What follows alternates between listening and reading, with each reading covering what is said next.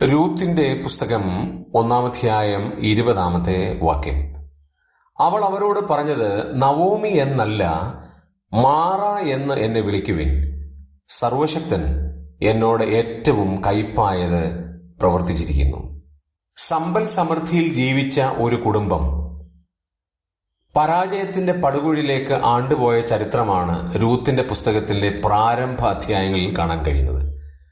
അതിൽ നവോമി പറയുന്ന ഒരു വലിയ പദമാണ്, നിങ്ങൾ എന്നെ നവോമി എന്ന് വിളിക്കണ്ട, അതായത് സന്തോഷം എന്ന് വിളിക്കണ്ട, മാറ എന്ന് വിളിച്ചാൽ മതി, കയ്പ് എന്ന് വിളിച്ചാൽ മതി. കാരണം എന്നാണെന്നറിയാമോ? എൻ്റെ ജീവിതത്തിൻ്റെ കയ്പേറിയ നിമിഷങ്ങളിലൂടെ ഞാൻ കടന്നുപോയപ്പോൾ സമാനതകളില്ലാത്ത പ്രശ്നങ്ങളിലൂടെ ഞാൻ കടന്നുപോയി.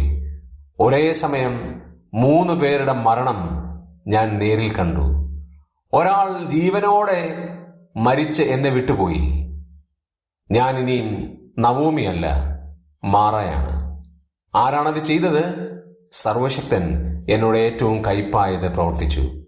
എൻ്റെ ജീവിതത്തിൻ്റെ കുറവ് കൊണ്ടായിരിക്കാം, എൻ്റെ അത്യാഗ്രഹം കൊണ്ടായിരിക്കാം, പരാജയം കൊണ്ടായിരിക്കാം.